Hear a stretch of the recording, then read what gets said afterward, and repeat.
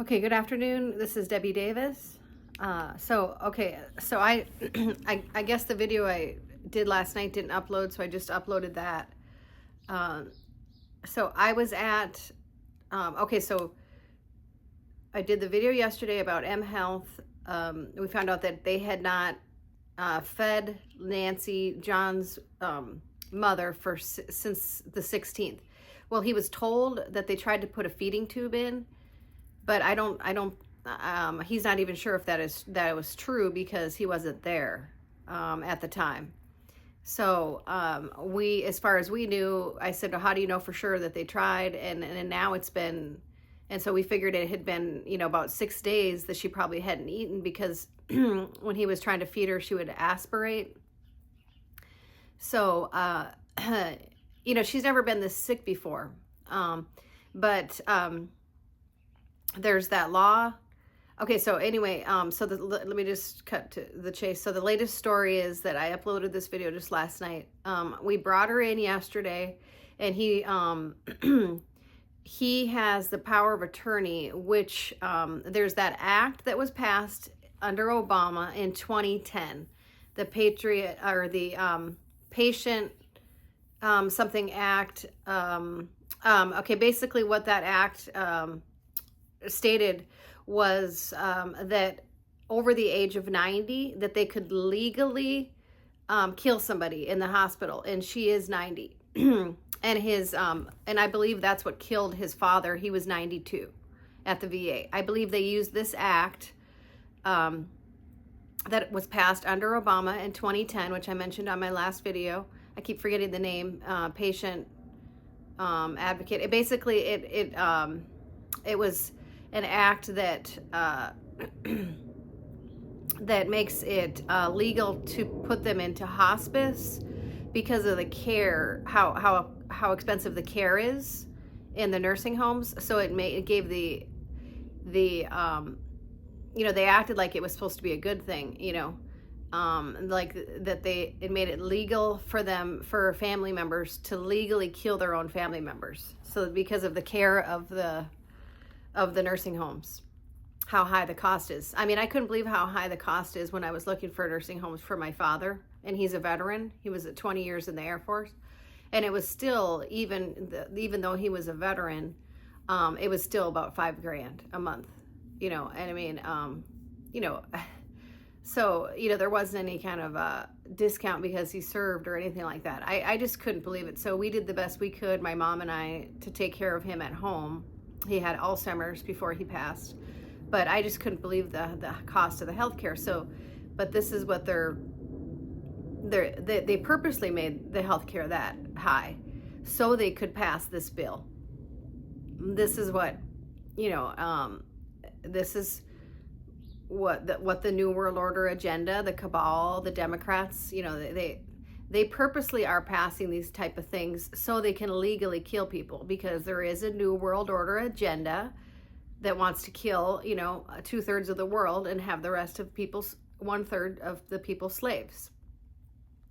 So, and that is a real agenda. And so basically last night, so I brought him over there in the afternoon, and we looked up the law. And I said, okay, I remember somebody commenting on my site, on my YouTube channel, that after I uploaded the video, you can look at the video that I did, that the VA just murdered a veteran. And that was, I think, 2 years ago now, when this happened at the VA. And John was here taking care of his mother, and because she had had a stroke shortly after his brother died, and that was another mysterious death in the family. His brother was only 54. He was a state representative, and he died in the middle of the night for mysterious reasons, and which the autopsy was never clear. Okay, so now this would be the third. So that's why he's so traumatized, is because he's already had so much death and trauma. And so 2 years ago, I think it was now, he said, would you bring this document over? And it was the document that his father had signed, that he wanted to be resuscitated.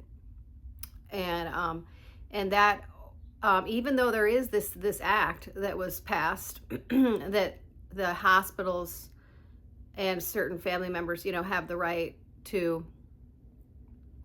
So what they can do under this act is apparently they can start starving you to death and dehydrating you to death if you're over the age of 90 legally. Okay, so that's what I believe they did to his father. But we looked up the law, and that does, if there was a form like that, if there is a power of attorney, power of attorney that says, no, I do not want that done, then that supersedes that law. And so John went over there, and he's trying to supersede the rest of the family. I believe the rest of the family, his sisters, are telling the doctors to go ahead with this, but John is trying to say, no, I want a feeding tube. So it's like a spiritual, legal, and medical battle going on over at M Health. And and I said, well, if they don't put a feeding tube in, then I would have your mom move to a different hospital. This hospital is scary. This hospital, this M Health, it used to be Fairview. This hospital, just the other day they had, when we first brought her in, the nurse, like, she hadn't even assessed her. I mean, literally, we had sat down for like 2 minutes, and the nurse that was apparently, looking at his mom, she comes over and she says, and she was super rude, and she said, well, your mom is dying, so, you need to just accept it, or something like that. And so I started videotaping, and I said, I'm sorry, we just got here, and what is your name? Because you haven't even had time to assess this patient.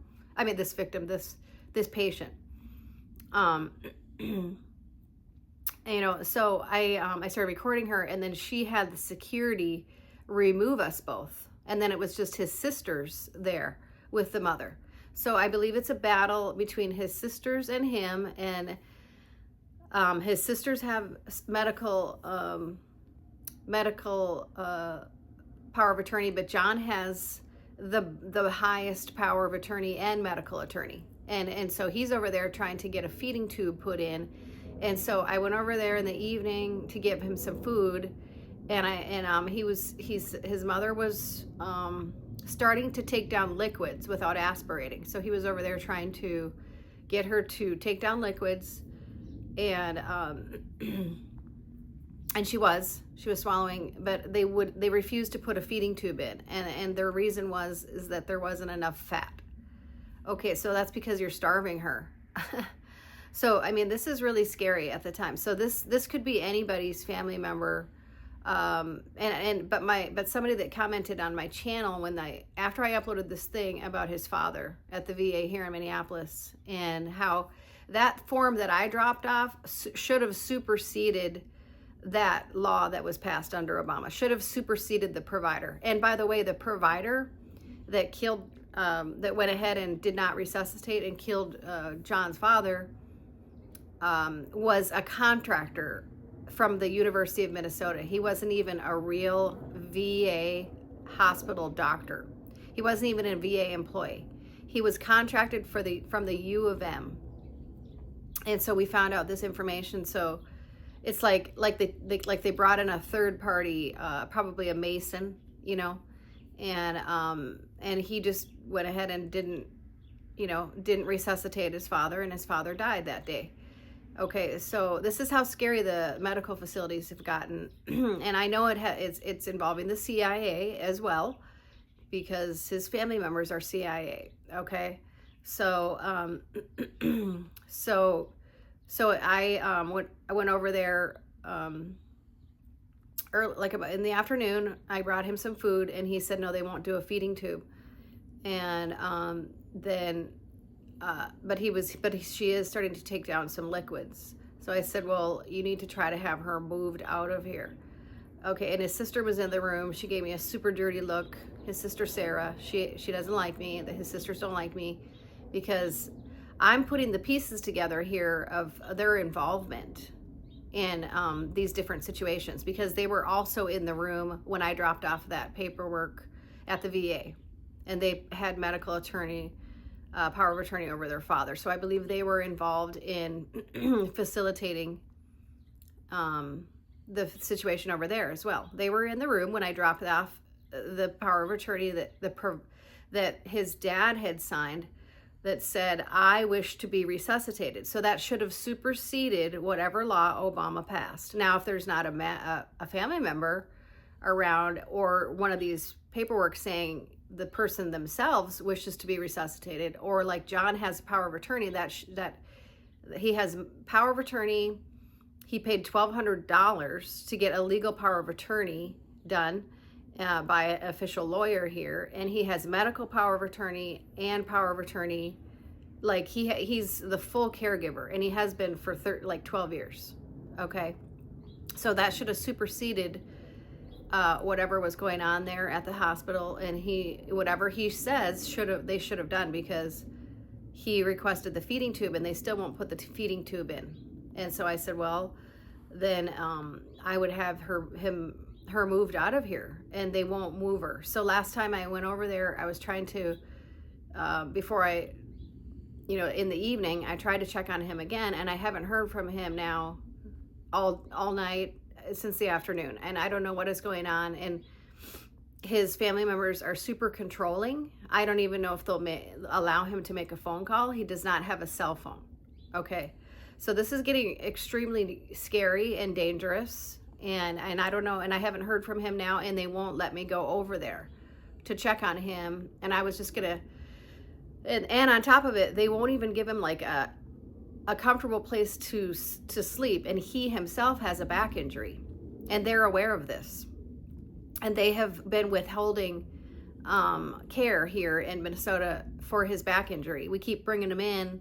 He knows it's basically just a degenerative disc. It's called stenosis, is what he finally figured out. He was trying to save up for this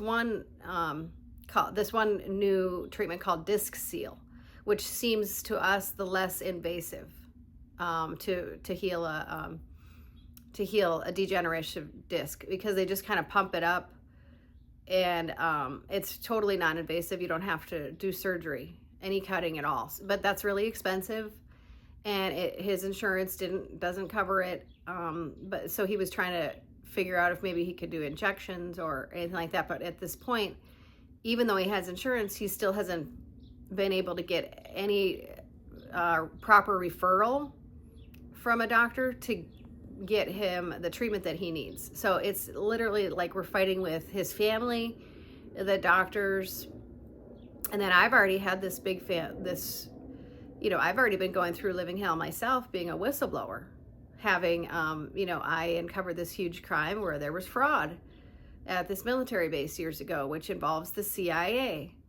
out of the Arizona National Guard. So I've already been like a huge target, and I've already been through all this. So then we have this going on, and so I just wanted to give people an update of what's going on. I have no idea what's going on over there, and they won't let me go over there and talk to him, and I don't even know if they'll let him use a phone, because normally he would have called me by now to tell me the update, or usually he needs a ride, because it's too expensive to park over there. On top of it, this place doesn't even provide free parking. Okay, this is like, in one time I was over there with him, I was like veered off to a different area, and I was like stuck in there. I couldn't get out of the parking lot. I couldn't get out of the paid parking lot. Like I somehow ended up in an employee parking lot, and some employee had to come along with their badge and let me out. Like, it was totally bizarre. This place totally freaks me out. I would not recommend there. They have their own security guards that are hired by who knows who, the Democrats probably. The doctor that was overseeing his mother's care had this big rainbow thing on, like, it just represents like the Democrats or the woke community. And so he goes, what does the rainbow collar mean? And I said, oh God, tell me your doctor doesn't have one of those things. That's who I saw when I was over at the VA, when I had that situation where I saw 3 police officers coming out of the patient records area. They were in there with an employee that had one of those rainbow things on. Like that's representing like the Democrat side, the woke community, whatever it means. I don't even know, because I'm not part of that. But so I just wanted to give you an update here. about what's going on with that situation, and I don't know how to get a hold of John because I can't go over there, and so I want to warn people about that hospital. And then the other thing I want to mention is that there was a case similar, and John knows this lady's brother. Okay, there was this case. He reminded me of this case. It sounds like they're legally trying to kill his mother and get away with it, you know. And he said it's like the case back in 2005 where this lady named Terri Shiavo. It's you can look up the case, Shiavo.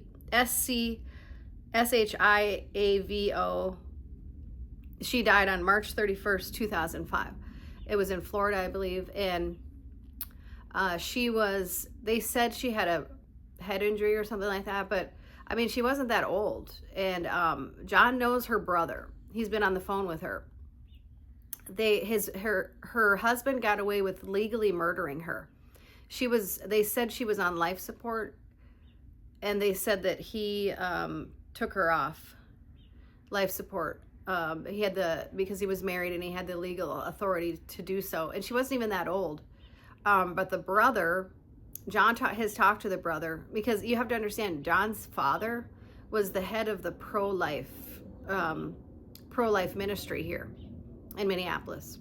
John's father, Tom Turnholm. So they were involved in this Terri Shiavo case and try to figure out how they could intervene. And the brother told John that she was not on life support.